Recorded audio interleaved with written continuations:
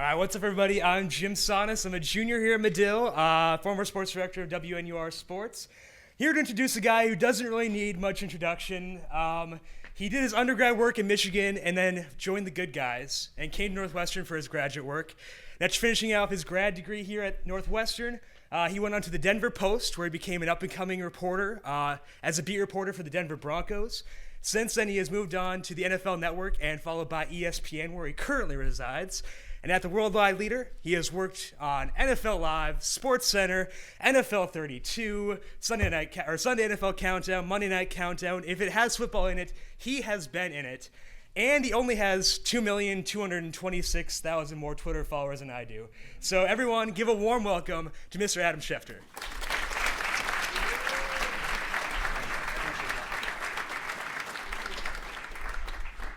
Hello, Medill. Hello, Northwestern. It's an honor to be here. I am privileged to be back here.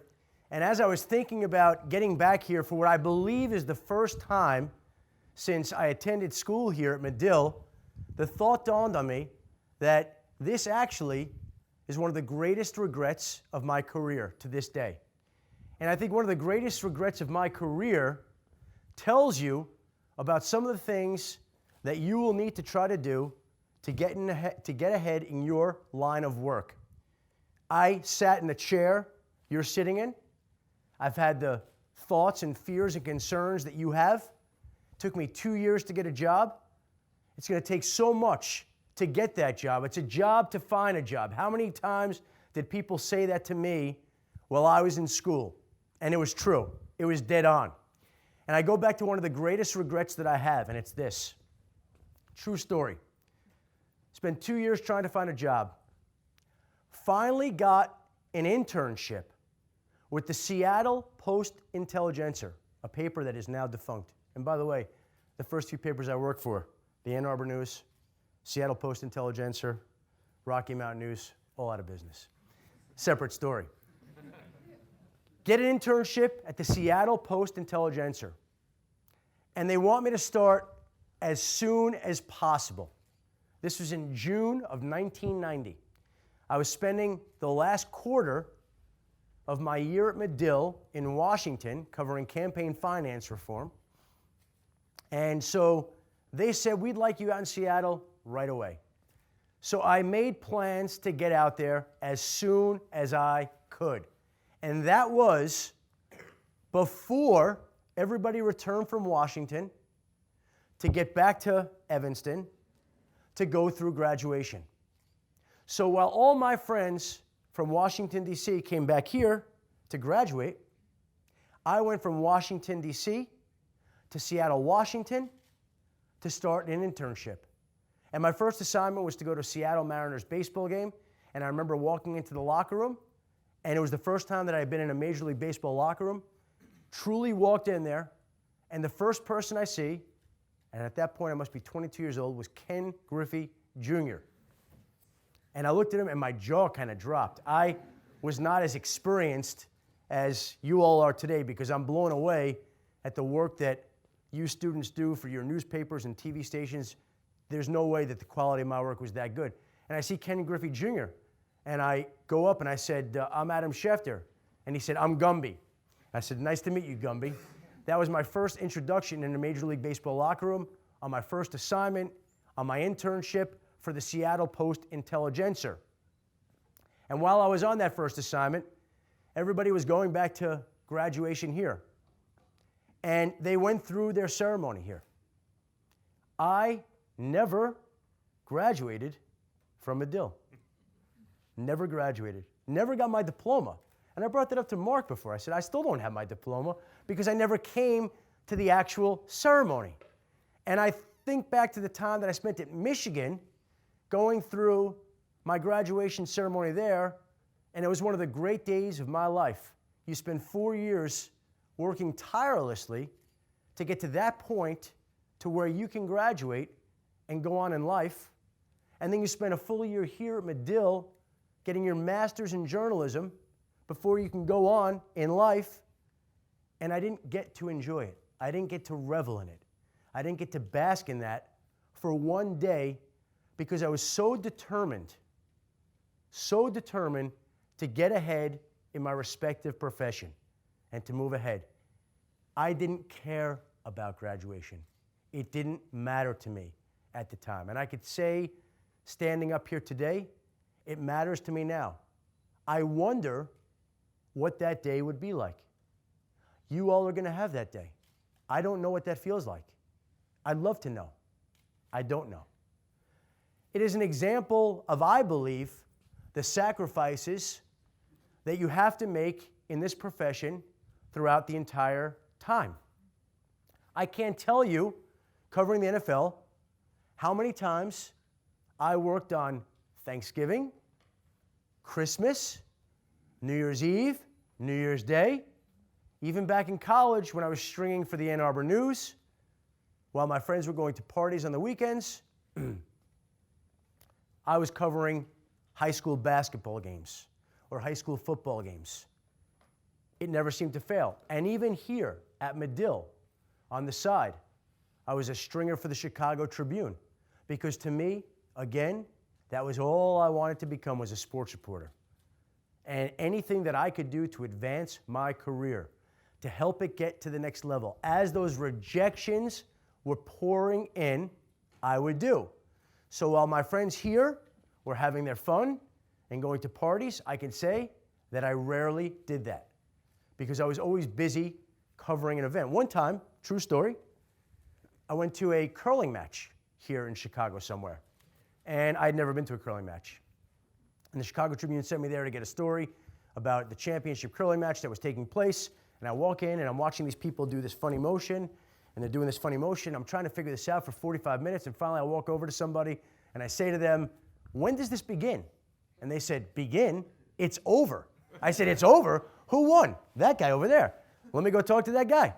So sometimes you're going to have to improvise and figure out who won, what the heck happened, and how to write a story off that, like I did that day with that particular curling match. You're going to have to give of yourself to get ahead. Little things like that separate you from the pack. You're willing to work on weekends. You're willing to work overtime. You'd be amazed at how many people are happy to just do 9 to 5, Monday to Friday, 40 hours. And there's nothing wrong with that, believe me. I missed out on a lot of life.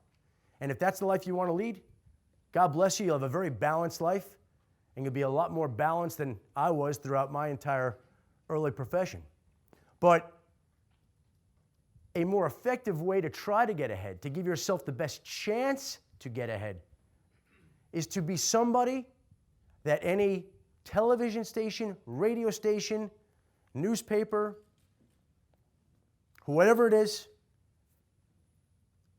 those places you become indispensable to, and that they have to have you. And people want to know all the time, how do you get ahead? What's the secret? And it's amazing. I could be in the Kellogg School right now talking to the business students. I could be talking to the Medill School of Journalism. So much is about people.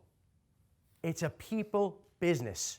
I was flying to Arizona a couple of weeks ago, reading the New York Times business section. They're interviewing a prominent woman CEO about what she looks for when she's hiring young applicants for her company. What did she say? Number one, people skills, passion, preparedness. Those 3 Ps. Those 3 Ps are the most important principles to have as you go forward. And you really can control a couple of them. You can control the preparedness. You could prepare for interviews. You could prepare for jobs. You could prepare for assignments. You could prepare to get ahead in whatever field you go into. Business, finance, law, architecture, journalism, whatever it is, football. Passion. When you're picking your profession, make sure it's something you care about. You're going to spend so much time doing it. It's going to be a part of you. Why not love what you do? Why do something that you don't love? That passion is going to come across. I remember one time being in graduate school at Medill in Washington, spending time with a guy I went to undergrad with, another one of our friends, his mother. We were sitting around one day having coffee. She asked each of the three of us what we wanted to do when we got older. One of her sons said that he wanted to become a highly successful lawyer who made a lot of money. My other friend said he wanted to make enough money to be able to afford multiple homes across the country. One in New York City, one in Florida, one out in Hawaii. He wanted to make enough money to have all these homes. She asked me what I wanted to do. And I said, I want to become a newspaper sports reporter. That's it. Because I love that. And she said to me, us, you have the best chance to go the furthest. Because I wasn't doing it for the money. I was doing it for the passion part of it. And we go on to the people part of this.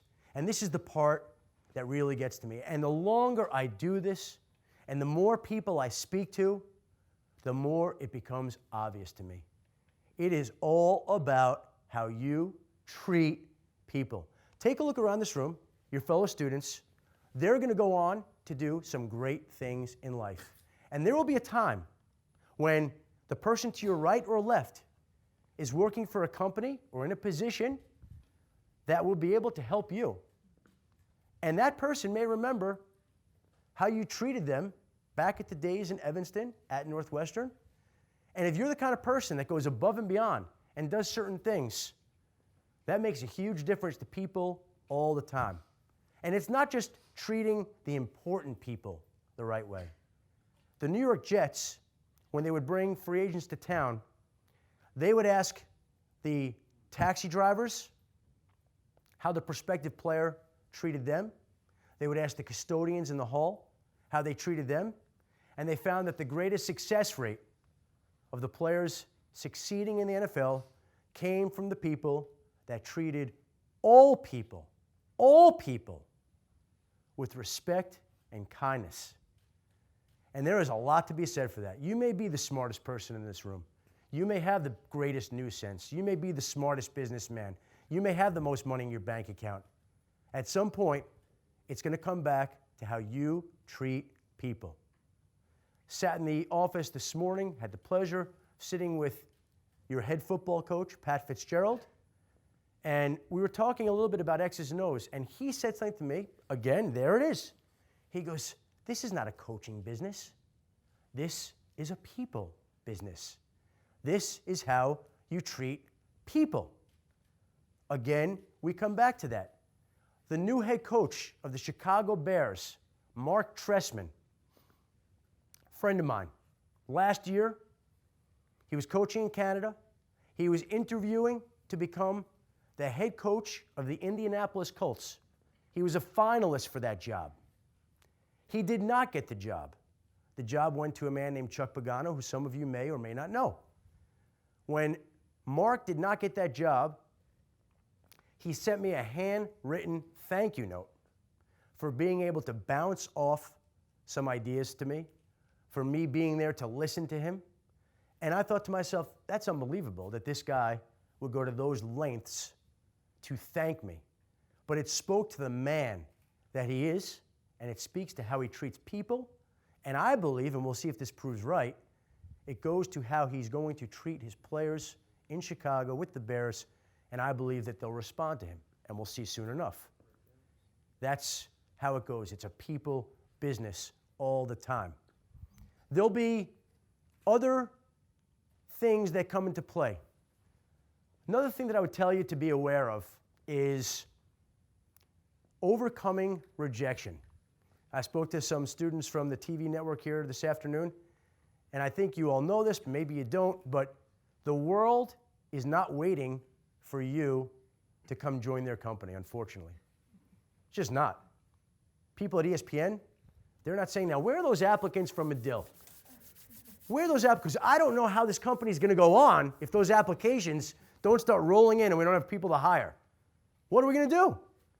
It's up to you to go find those jobs and to expect the rejection that's going to come along with the inevitable process of going to find a job. There was a bar on the Michigan campus called Dominic's. when I was an undergraduate there. And they had a policy that for every rejection letter that you had, they would give you a free drink.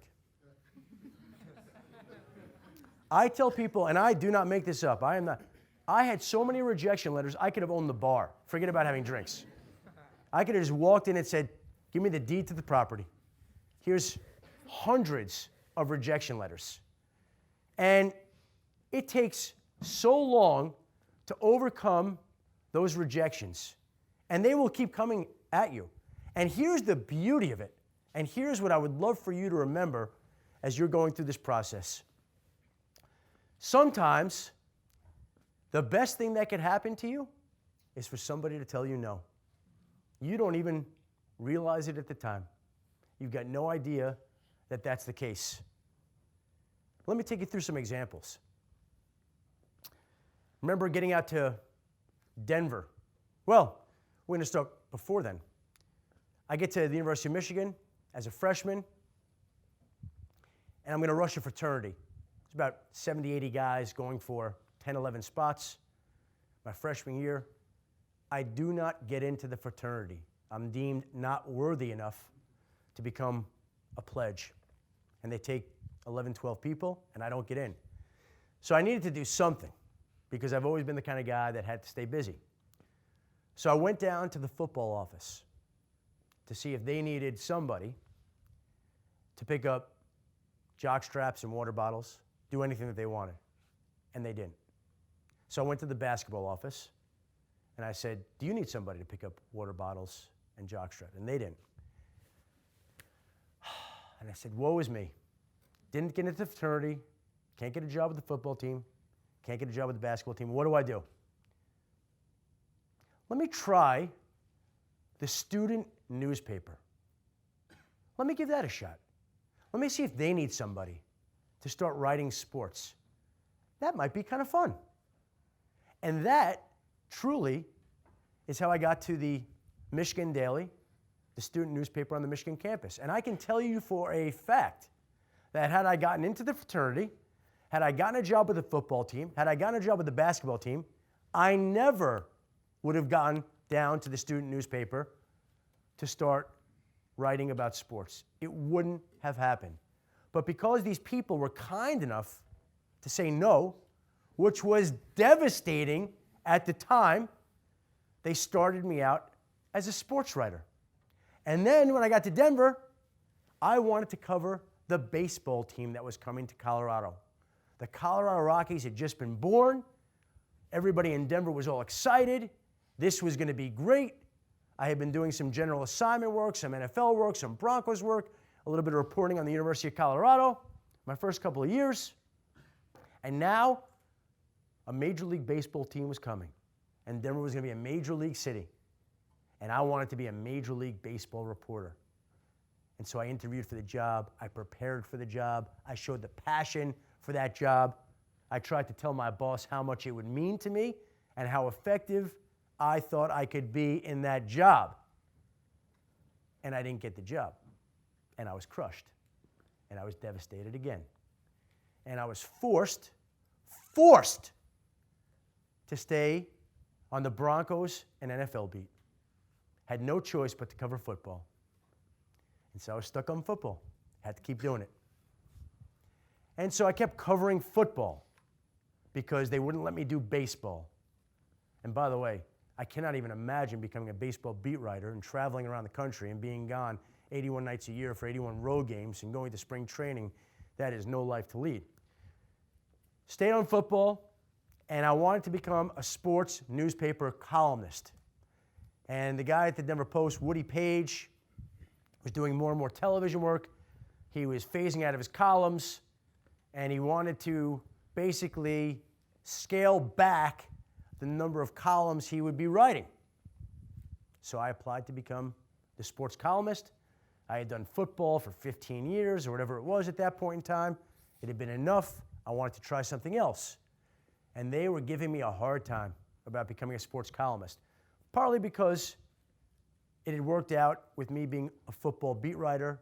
I had become comfortable. I had produced for them. I enjoyed doing it. They enjoyed having me. It was easy for everybody. but I wanted to try something different. They weren't too thrilled with that for whatever reason. Maybe they didn't think I could do it, and maybe I couldn't have done it. But about that time, because they were saying no, NFL Network came along. And they said, we'd like you to do some on-air commentaries, report on information, report on late-breaking news in the NFL, see how that goes. And it was very difficult. I'm thinking, I've spent my entire career wanting to become a newspaper sports columnist, and now we're talking about becoming a television football reporter, and those are two entirely different things. Same family, distant cousins, different to really imagine doing that. But I figured, you know what, let's roll the dice. So rolled the dice, went to work for NFL Network, worked out pretty good. Got to meet some people, got to expand my Rolodex, got to do more football. Football continued to explode. And then, again, my contract is coming up at NFL Network. And I could say I wanted to stay there and redo the deal, extend the deal, and make it so that I would continue at the place I had become very comfortable at. There were some tremendous people, loved being a part of it. And they made me really what was an unfair take it or leave it offer. And I was crushed again, just like I was when I didn't get to the fraternity, just like it was when I didn't get to cover the baseball team, just like it was when I couldn't become the sports columnist, just like it was when I didn't get a contract that was fair and just. And so they made it a take it or leave it offer. I left it. I didn't think it was fair. They took me off the air. That was the end of my time at NFL Network. And after they took me off the air, network named ESPN came along and hired me. Wow. Really had no idea what I was going to be doing at ESPN when I got there. But I got there and basically turned into where they had me doing the Sunday morning pregame show with Chris Mortensen, who's been gracious and professional and is a pioneer and a legend in our field. Monday night show with him, doing reporting on these other sports centers, and has become really, up until now, just a tremendous opportunity that I feel privileged to have, working for a network that's a part of our culture, that has so many young, bright, energetic people working for it. I get to work from my house. So the commute downstairs is basically jumping over a couple of dogs to get to my office and talk about football. What's better than that? But I will say that it was not an easy process to get to this point. There was a ton of rejection involved. There was a ton of dejection involved. There were a ton of times where it felt like it wasn't going to go your way. It's amazing how often it feels like it's not going to go your way. And in this day and age, I don't know exactly what the right formula is for everybody here. I still think, as much as people in this room probably won't aspire to do it, that newspapers, in all their dying glory, are a great place to start your career because they give you the basic writing principles and a foundation that would serve you well in whatever field you go into. So many people want to be on TV. They want to be the anchor on Good Morning America or the Today Show. Well, guess what? Those people, well, they need to write. Some people want to be highly paid defense lawyers. Well, guess what? Those people need to write. And the greatest thing, the greatest gifts that you can get from Medill, from Northwestern, are the ability to write and report and cull down words and sentences to where it's not too many. And I told a story to one of the groups today. Sorry if anybody here heard it already, but they asked me for one of my most memorable moments at Northwestern. And I had a professor named Pat Clinton who would teach us about writing, long-form magazine writing.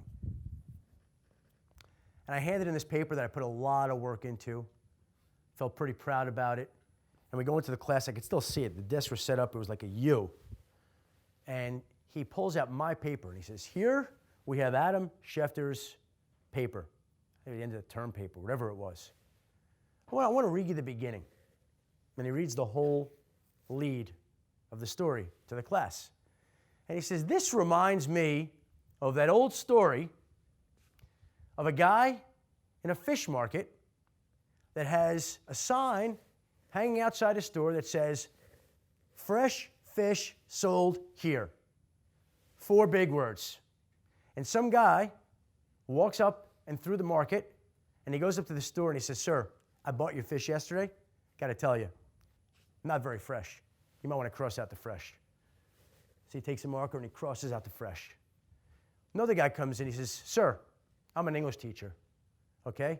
Of course your fish is sold here. We don't need the here. We could see where it's being sold. You might want to cross out the here. Next guy comes in, says, this is a store, right? You sell things. Cross out the word sold. He crosses out the sold. And the next guy walks in, he says, it's a huge thing of fish. It's a crate of fish. Everybody can see. You don't need to put a sign up that says fish. Cross it off. So basically, the fresh fish sold here, everything being crossed off. The professor said, that's what we can do with Adam Schefter's paper, with his lead. F, failed. To this day, I remember how he basically embarrassed me in that class. I've never forgotten it. Never forgotten it. The professor's gone. He left 10 years ago. I did a little scouting report. I wanted to have some words with him today. Fortunately, he's not here. But his point, all these years later, is well taken. You have to be smart about the words you use. You have to be careful not to state the obvious. And a place like Medill can teach you to do that. I think about the journey and the process that it's been, and I always go back to one story that I think was great when I was starting out in my journalism profession, and it was March of 1991. We talk about people skills, right? I've always found it important to send thank you notes to people, little gestures of appreciation, whatever it can to show that you appreciate the ways that they've helped you. And I was in Denver, and I met this woman, and it was March of 1991, and there was this gentleman there by the name of Carl Scheer, and he was the president of the Denver Nuggets. And he was leaving the Nuggets to move to Charlotte, North Carolina, to start his own sports marketing firm. And this woman that I knew said it would be a great thing if you met Carl Scheer at his going away party. And I said, that'd be great. So she took me there, 23 years old, young, hungry, want to get started in the business. She introduces me to Carl Scheer. He takes me into the next room. We talk for a half hour about my career at the Rocky Mountain News, the paper I was working for at the time. He tells me that he thinks he could get me more opportunities at the Rocky Mountain News. He could help me get ahead in television. He could help me do radio. And I'm sitting there wide-eyed saying, thank you, Mr. Scheer. I would be so grateful and so appreciative in March of 1991. And the following November, I was going to send out my holiday cards. And I send out holiday cards every year. I send out a couple of hundred, and I write a little note to people to thank them for everything they've done to help me that year. And I said I should really send one to Carl Scheer. But he's not going to remember 6 months later Adam Schefter. But he will remember Adam Schefter, Rocky Mountain News. Once I write that, it's all going to come back to him. So I sent him a little Christmas card. And sure enough, later, a couple of weeks later, I get back a little tiny card that I open up. And I open up the card, and a piece of paper falls out. And it says on the card, Dear Adam, thanks for all your great service, the Scheers. And I pick up the piece of paper, and it was a check for $15. And I said, what is this? And then I realized they thought I was their paper boy. So I went from, and the terrible part is the regular paper boy got shafted that year. He got no Christmas tip. Wound up throwing the paper on their roof probably for the next month. So everybody didn't make out in the process. And I kept that check as a little bit of a reminder about how far the journey is and what it takes to get to where it is. It's an incredible ride. The one thing I could say to you, and I would say this to anybody in any field, you can do whatever you want. Whatever you want. You want to be the President of the United States? I swear to you, you can do that. You go do internships in the political field, you study from the best political people, you can go become the President of the United States. You want to become the best architect? You do internships with architectural firms, you go to the best schools for architecture, you live it, you breathe it, you eat it, you become it. You can do it. You want to become the most highly powered person on Wall Street? Go do that. Go do that.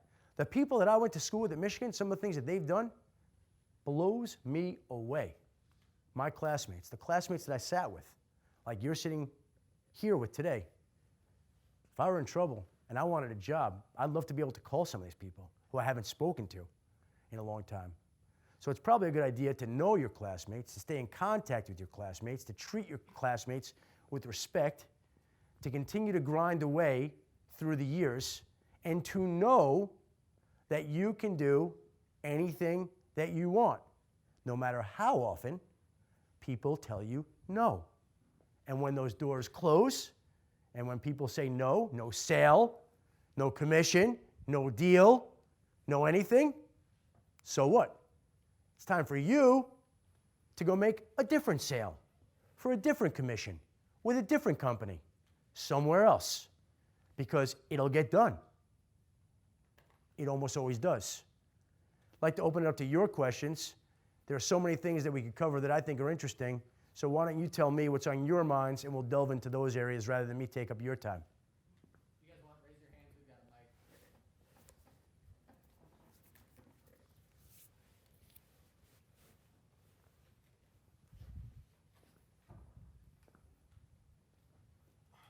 Have you ever thought that if the opportunity arise that you would start trying to cover baseball again? Because you said that was one of your early passions. Is that something you kind of regret not having done right now? No. In fact, I feel enlightened. I feel like I've seen the light. I feel like, what was I thinking? I mean, and that will happen with you. You'll look back and you'll think, I wanted to do that at that age? Again, no.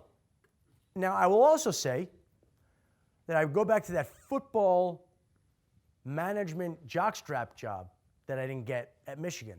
And oddly enough, in 1987, there was a guy who came into Michigan 2 years after I did by the name of Tom Luand, who knew somebody on the football team that got that job.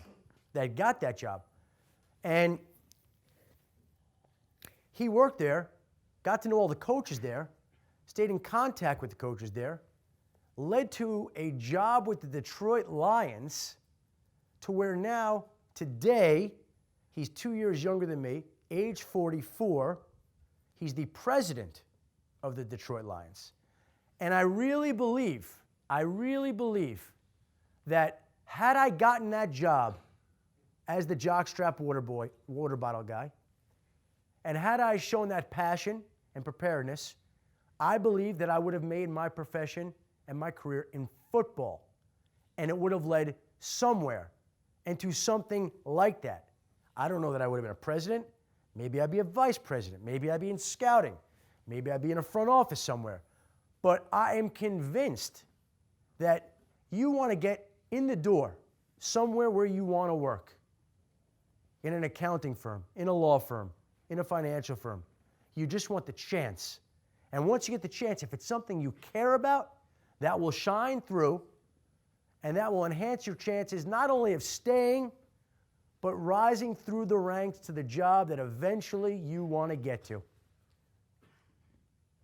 So no, I'm very happy I never covered baseball. That is an insane lifestyle.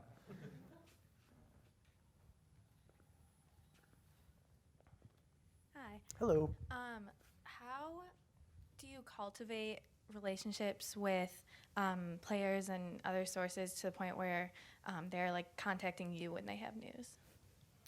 We talk about it being a people business, right?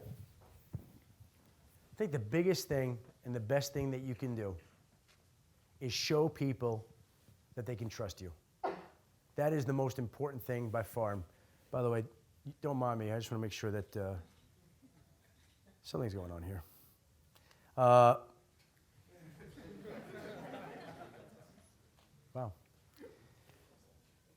No, this is crazy. I was in Pat Fitzgerald's office, and this is my pocket. I didn't want to be rude, like I'm being rude to you.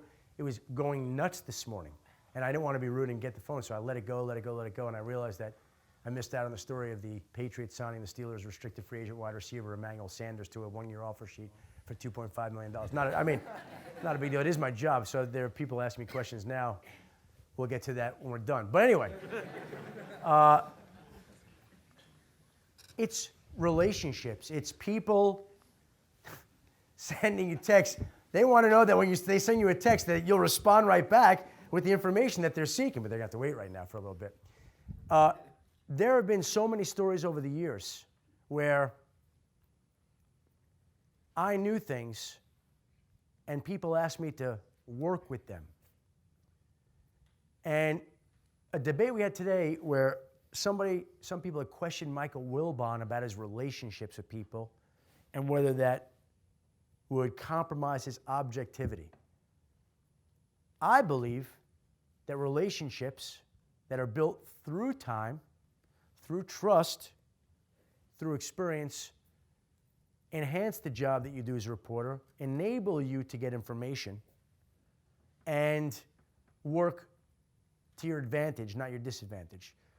It takes a long time to build up trust with people. I go back to 1999, April 1999. This is going nuts right now. I'm sorry about this. April 1999, John Elway, I went to his office, and he was telling me that he was retiring from football. And he asked me at that time to not report that he was retiring because the Columbine shooting had just unfolded a few days before that. And he wanted the community to be able to grieve a little bit before he announced that he was retiring. And so at that point, I was 33 years old. This probably would have been the biggest story of my career. There may have been some people who just said, you know what? He told me. I'm reporting it. That's it. And I get that. I mean, I get that approach. I didn't do that. I waited. And I honored his wishes. And I waited for him to give me the green light, which came about a week later. But it came at a time where somehow word got out that he was retiring. And I didn't get the story. So I didn't get the exclusive that one of the greatest quarterbacks in NFL history was retiring. But I did get his trust.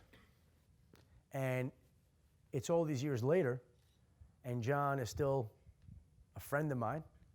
He's now running the Broncos, and he knows that he can tell me anything, and I'm not going to compromise him. And I have a job to do, is to report news and get information, and I'm going to try to do the best job I can with the Broncos, and I believe I've had some decent success with that franchise and those people in that front office and that coaching staff. But at the same time, when people ask you to do something, if you could honor that and respect that, you will show over time that they can trust you. And if you can do that to enough people, believe me, word spreads and your reputation is formed. Just like if I had gone against them and I had gone against some other people and they asked me, hey, do me a favor, can't report this just yet. You got to wait a day for this reason. We're trying to finalize a deal. Your reputation does precede you.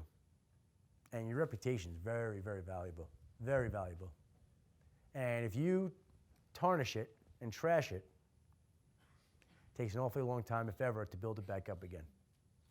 So you've got your own name, and you've got the name that you build up in your particular profession, whatever profession that is.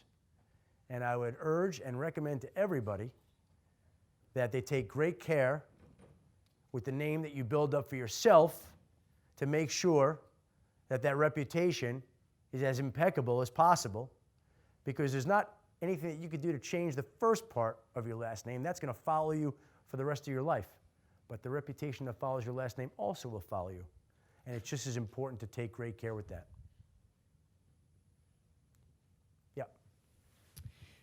You said when you left NFL Network, ESPN offered you a job. I was wondering if you went to them or if they came right out to you when they found out that you had left the network. I really don't remember. It was like mutual kind of conversation. I had some agents that reached out to them. They had been interested. I had known a couple of their people anyway. It wasn't like all of a sudden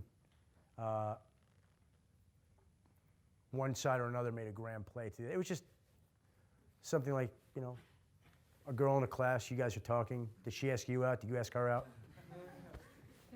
I don't know, just sometimes happens. Yeah. What was the most difficult part from going from a writer or journalist to going onto the TV and being a commentator? The problem with having the camera right on you and saying, okay, you delete that real quick. Yeah, it's a great question. You know, and here's something else that I think is valuable that I'd like to point out to everybody. When I went into newspapers, I went into this because I love this, but I moved out to Colorado at the age of 23, never having been there before, not knowing anybody. So on the side, I volunteered to do work for the NBC affiliate, like make post-game appearances to talk about the Broncos. And then I volunteered to do radio shows for free. So I'm doing some radio work. I'm doing some TV work on Sundays after the games. Not having any aspirations of doing that full time, just kind of dipping my toe in another area to get some experience to see what it's like. I had done that probably for 10, 12, 14 years periodically. And I laugh now. There are a couple of cameramen I work with, Johnny Kerr, Brian Olson of KUSA in Colorado. We would be in stadiums on Sunday nights after the game, and they would have me tape something, a commentary for the morning newscasts.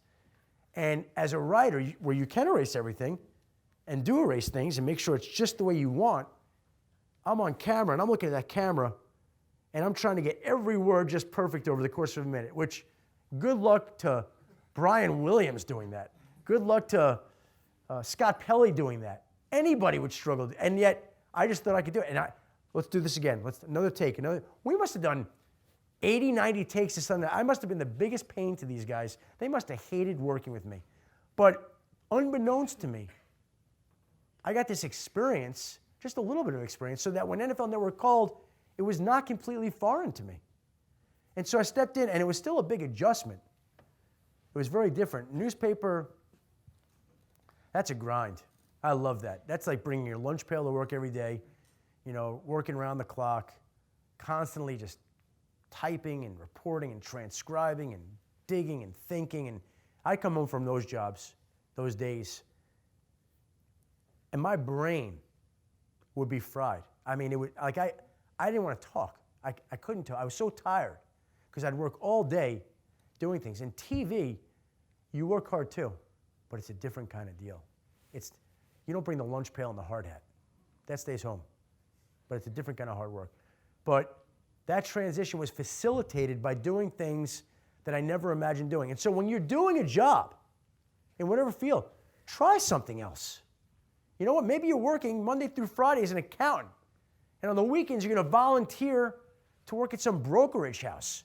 Or you're going to work at some film studio. Or you're going to work at the film studio all week. And on the weekends, you're going to work at some site where they do blogging. Try it.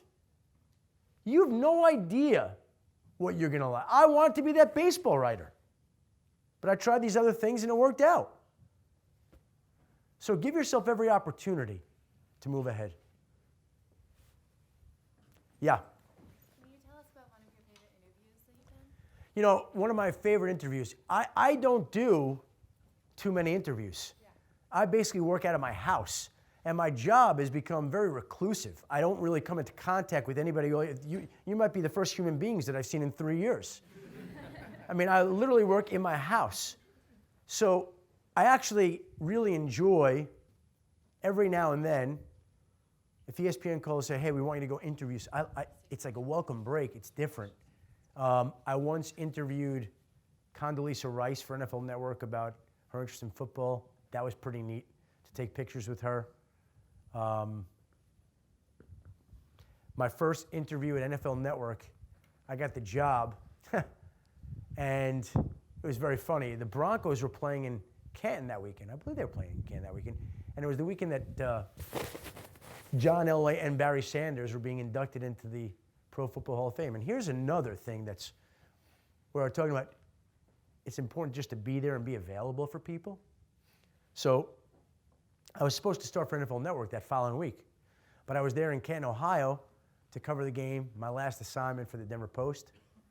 And the NFL Network reporter who was supposed to interview Barry Sanders never showed up. So they called me up and they're like, we know you're not under contract yet. We know that you haven't begun. We know that you're here for the Denver Post. Would you mind coming over to interview Barry Sanders for us? And I'm like, yeah, let's go do this. And so I went running over, and I sat down, and I remember getting done. I sat down in the chair. I interviewed Barry Sanders for about 10 minutes. He was very gracious, very nice. I thanked him. I got up. I took off my microphone. I don't have to transcribe this interview? No, we got it on tape. I'm like, I love this. This is already better than my old job. So those are some interviews that I guess stand out, but I haven't done a ton. I'd like to do more. When I was at the Denver Post, and you could Google some of this, they gave me a feature on Sundays called Up and Adam. And I would get to interview anybody I wanted about any topic so long as it had some sports relation. So like when Sarah McLachlan came through to the music station where they do concerts in a little studio, they invited me up. I knew she was a season ticket holder to the Toronto Raptors. I sat with her in the studio. She sang like a private concert for me. And then I sat down and did an interview with her about her interest in basketball. And Buck O'Neil, who was a legend in the Negro Leagues and had all this great wisdom, was 100 years old, got him on the phone and did an interview, and he was unbelievable. And I did that every Sunday for, 3-4 years, and honestly, that may have been one of my most favorite things that I've ever done in my career. Thing that I loved. I thought that they worked out great. And it's something I'd like to do more of at some point in the future, but ESPN values NFL information, and that's what I do right now, and so I'm going to continue to do that. We have a question in the back. Yes. Can you talk a little bit about how covering, throughout your career, how covering the NFL has changed, specifically with like the internet, teams having their own news sites, things like that? Yeah, it's crazy. The popularity of the sport has gone through the roof. I believe, in part, it's tied to the popularity of fantasy football. I think that football, NFL football, is the most popular sport there is. I think fantasy football might be the second most popular sport. I'm not exaggerating. Maybe it's NFL, college football, fantasy football. But more people play fantasy football, I think, than care about the baseball playoffs or basketball playoffs. And I think that's fueled the popularity of the NFL. Even in the 4 years that I've been at ESPN, when I first got there, do SportsCenter in the morning, SportsCenter in the afternoon, 2 sports centers, half-hour NFL Live from 4 to 4:30, day done. Now, they increased NFL Live to 1 full hour every day. They added on an NFL 32, 1 full hour every day. They've added on more sports centers in the morning. They want more NFL talk in the afternoon. I tell people, I really believe this, it's called ESPN, but it's really another NFL network. Because if ESPN could talk NFL all day, it would, and it does. So what's the difference? It's NFL Network with a little bit of LeBron James and a little bit of New York Yankees mixed in, Tiger Woods mixed in. So it's NFL with the headliners of the other sports. But what happened, I think, is just that people recognized the popularity of the NFL, and as long as there's popularity, why not have at it? I was going to the Indianapolis Scouting Combine for players in the early 1990s, probably before many of you were born. There were 7 reporters there, 7. When I went to the Combine this February in Indianapolis, there were 700 reporters there. What changed? People just recognize that there's interest in all this stuff.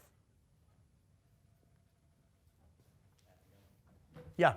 I was wondering, with the respect and reputation you've established around the league, if any front offices tried to persuade you to leave your reporter role and maybe join their team? And if this would happen, would you consider the opportunity? Well, it's funny, in talking to Pat Fischel this morning about that, where you say X's and O's. I don't know X's and O's. I don't pretend to know X's and O's, okay?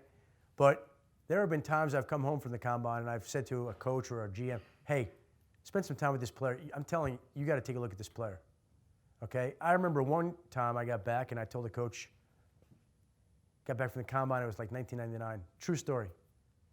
I said, I met one guy blew me away, read up on him. You got to take this guy in the first round.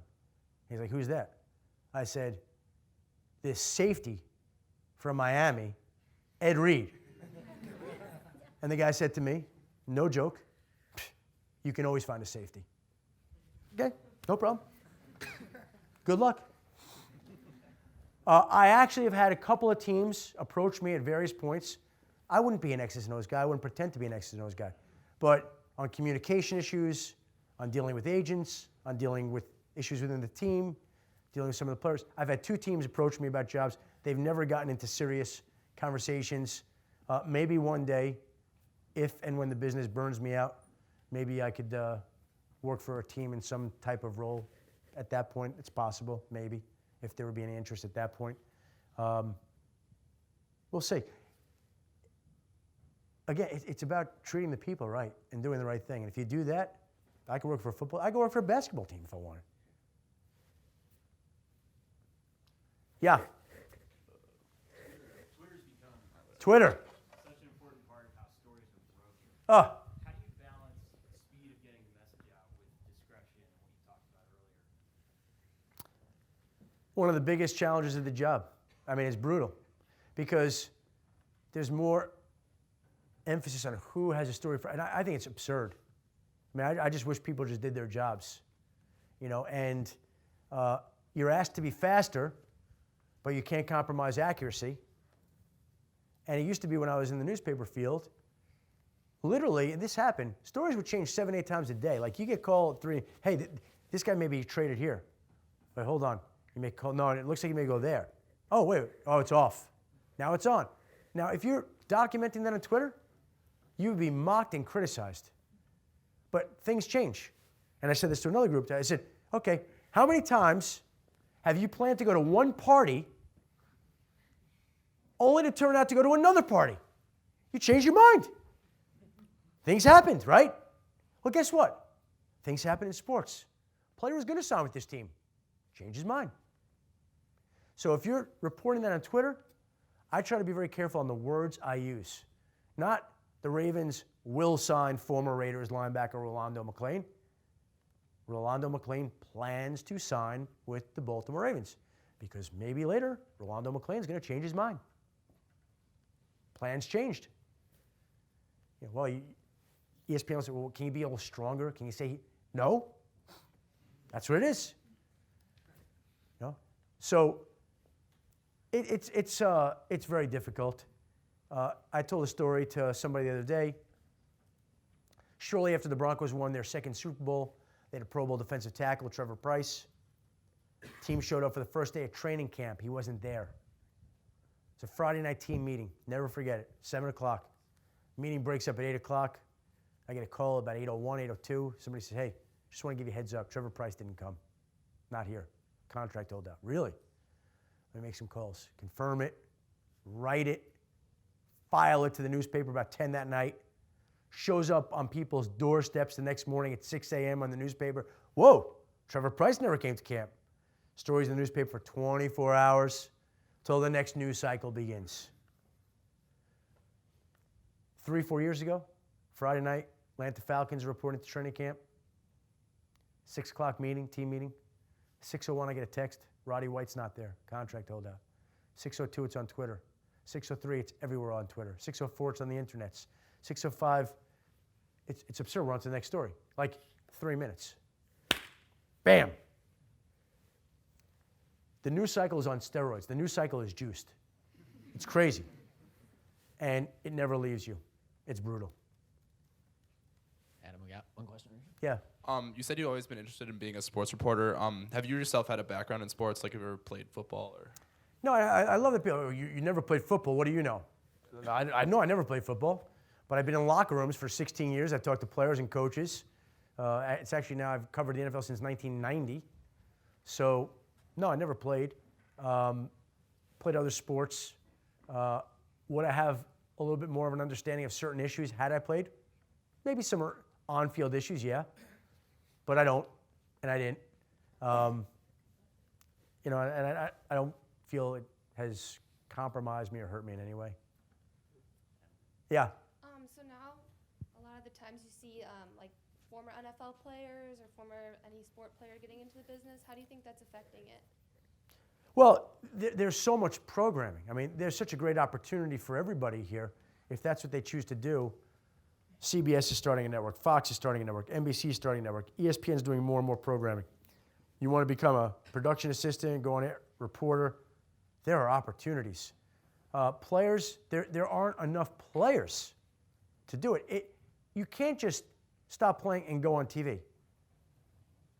The camera likes certain people, and it doesn't like others. And you can never really predict how that's going to work. You might think you have an idea, and usually you might be right, but it's not always the case.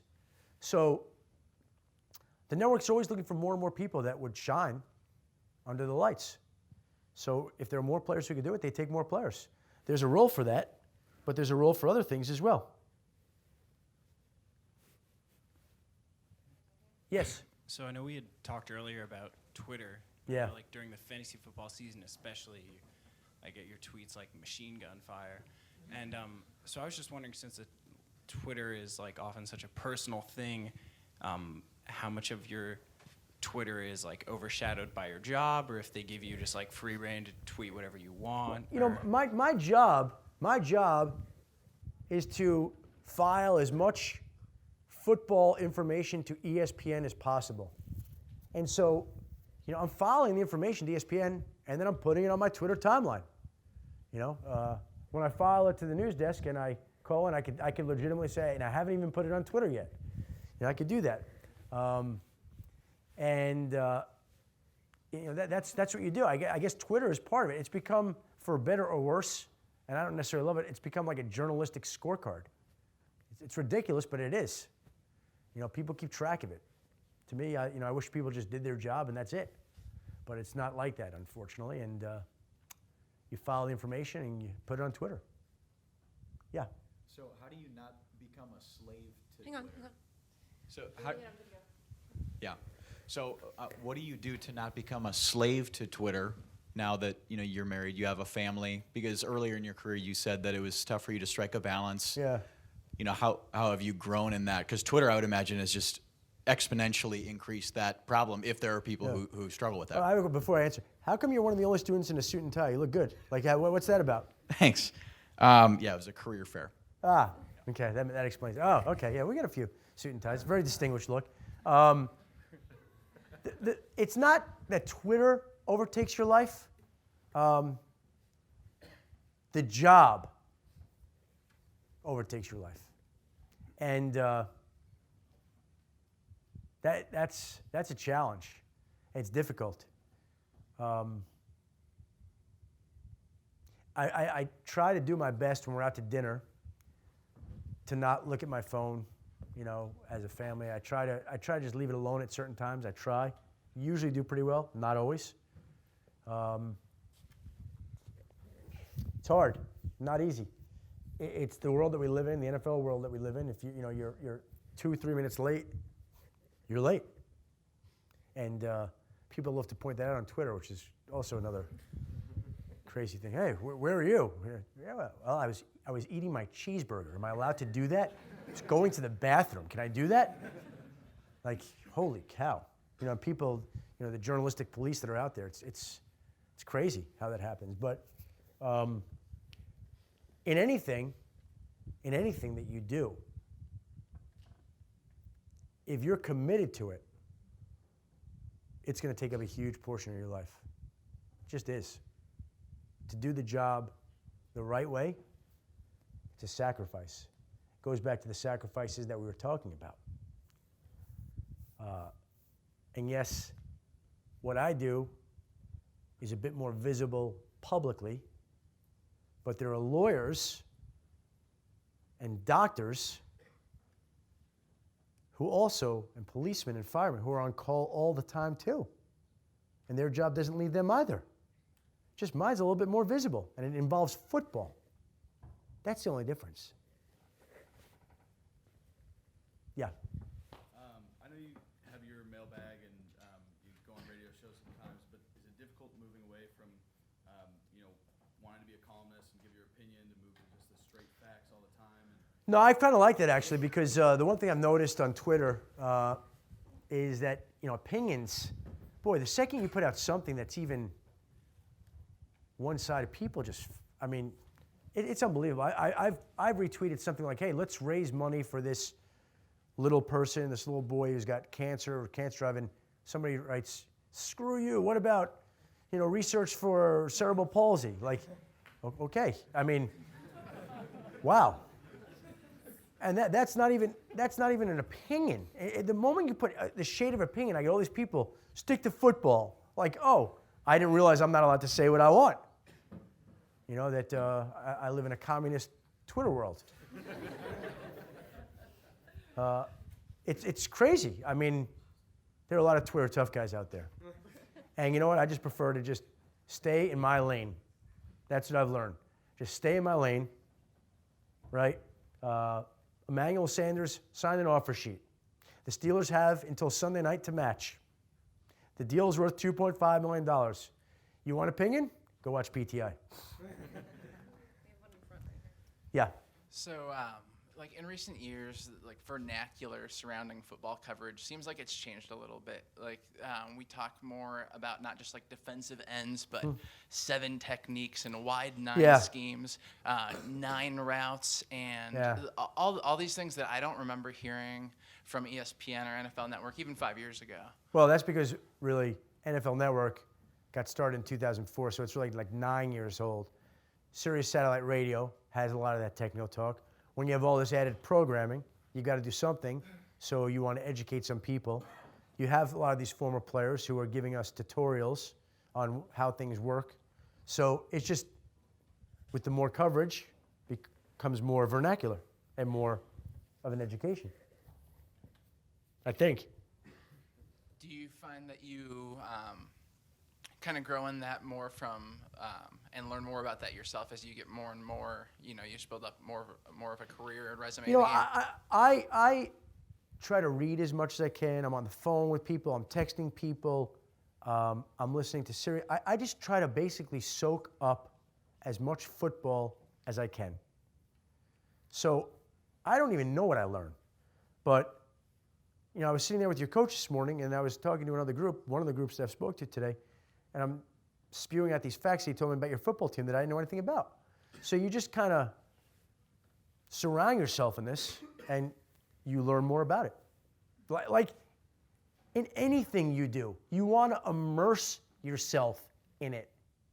You need to immerse yourself in it. The more you immerse yourself in it, the smarter you become. The smarter you become, the more effective you are. The more effective you are, the better chance you're going to have to rise through the ranks. The more immersed you are, the more passionate you are. The more passionate you are, the easy it is to immerse yourself. It's all the same. It's not that hard. Wait, this young lady had her hand up for a while. When you were writing, did you manage to ruffle anyone's feathers? Oh yeah. I've been told that any writer worth his weight in salt manages to at least get the threat of a possible libel or being sued. Well, I never got threatened to be sued or libel, but I got reamed out on multiple occasions. And that's when you learn what you can and can't do, what you should and shouldn't do. Wow. There was a time, I got a lot of these stories, but one that stands out. I moved to Denver. I was 23 years old. I wanted to do some TV. I wanted to do radio. I was very ambitious and determined. And NBC sent a woman reporter by the name of Gail Gardner out to the Broncos complex to do a story on why Dan Reeves, who was then a legendary coach, why he might not be back the following season. And nobody would talk to her. Nobody except for me. So she took me to a park, sat me down. Why won't Dan Reeves be back? Well, yeah, I give this answer. Can you repeat? Well, he's what? He's humorless. He's what? He's condescending. He's what? He's tyrannical. Well, this piece shows up in the pregame show on NBC in 1992.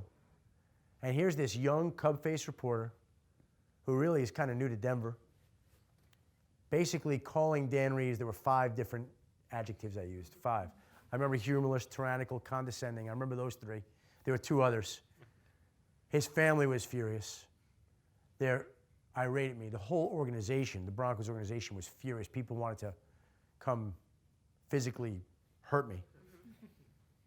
I got called to Dan Reeves' office that Monday morning. I'll never forget it. To sit down in his office to explain to him why he was each of those 5 adjectives. One-on-one. And there was a guy there working for the Denver Broncos who's a dear friend to this day by the name of Jim Sacamano.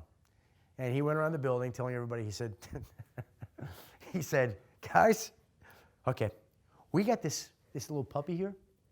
And one day this little puppy is going to grow up and be a big dog.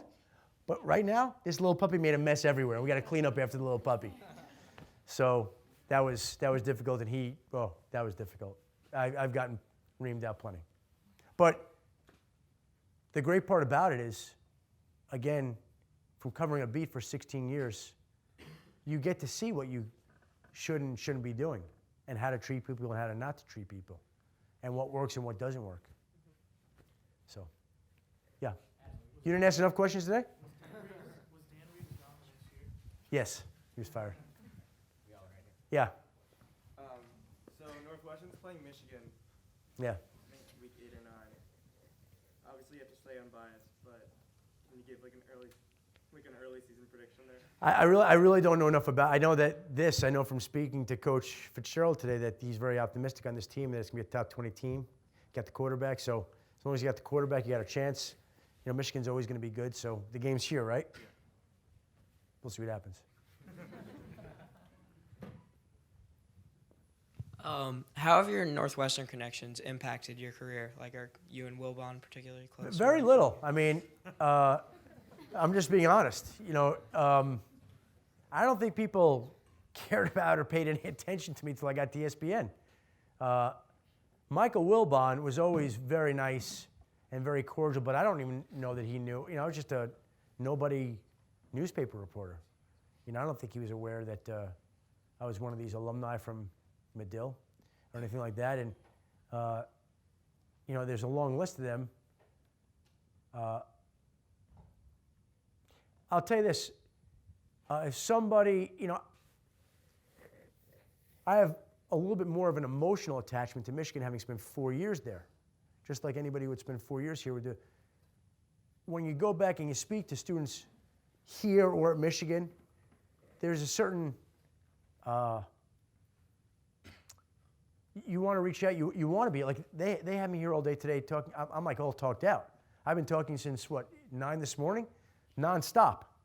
And, you know, I'm doing this on my time, not anybody else, because to me, it's important to give back to a place that you care about, to a place that has a spot, you know, in your heart, that helped mold you at a critical part.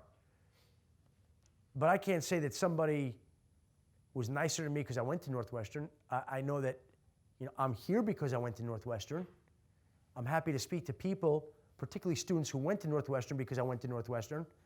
But I don't know that anybody was overly gracious or kind to me because I went to Northwestern. I don't mean that in a critical way. I just never happened. We got time for 2 more questions. Okay.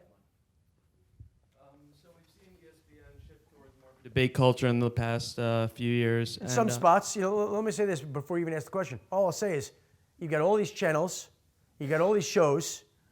Every show can't be the same. Got to have a little bit of everything. But go ahead. I was going to ask your opinion on Bill Simmons' suspension from Twitter earlier this year based on his criticizing of First Take. You know, I don't mean to back out of it, but he's allowed to think whatever he wants. I don't know that he was right or wrong. I guess I'm more of a politically correct guy. Even if I thought something like that, I probably wouldn't say anything. But I'm not an opinionated guy on Twitter on anything I do. You know, it's just not my deal. Bill Simmons can do what he wants. He knows he can do what he wants. He did what he wanted. He got suspended. And all I'll say is I know that people rip on First Take. I also know that I was at Slippery Rock College in November speaking to the school there with Desmond Howard and Linda Cohn. And the first 15 minutes of questions were all about Skip Bayless and Stephen A. Smith. And I thought to myself, wow, people can criticize that show all they want, but clearly it's making a mark with people. So. All right, this is the last question.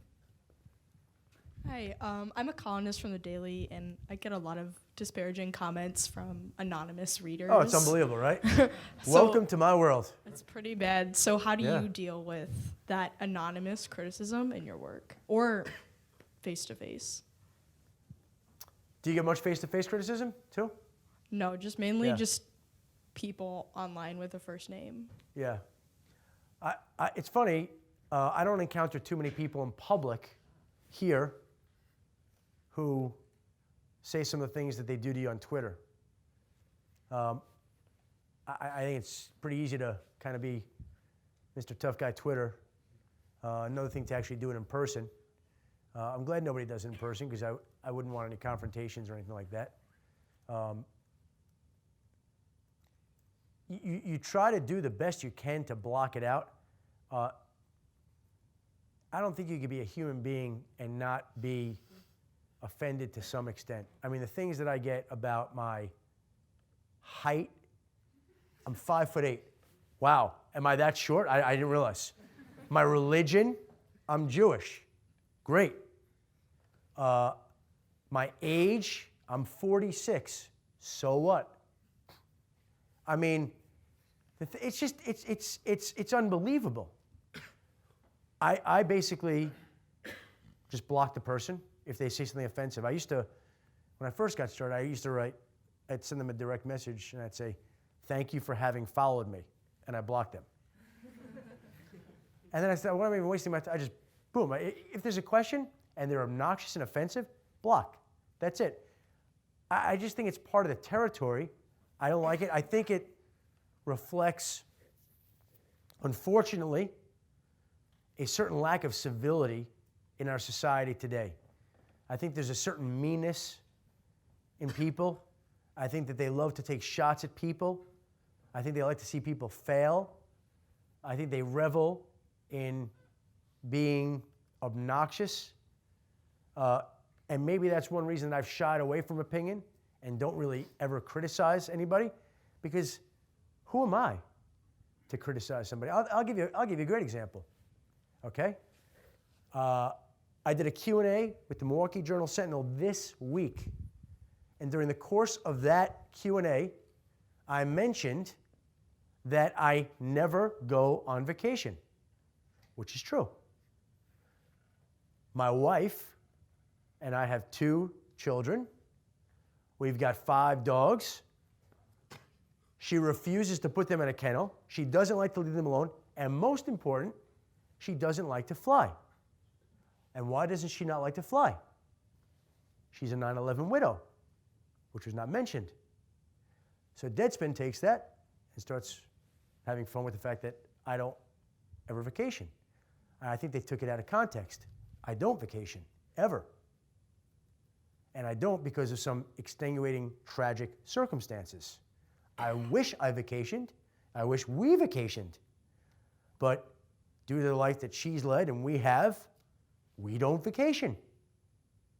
So if people want to mock that, as I guess some people attempted to, have at it.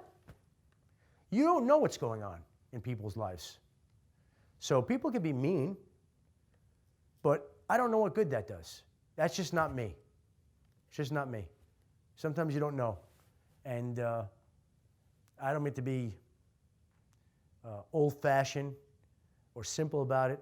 But I just think it's better to be nice than to be mean. That's just me. Yeah, but listen, controversy and mean-spiritedness and lack of civility works for some people. But the amount of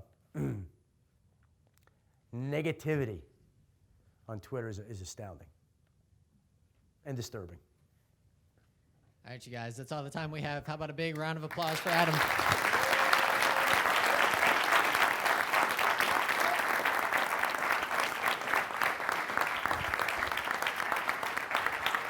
Okay.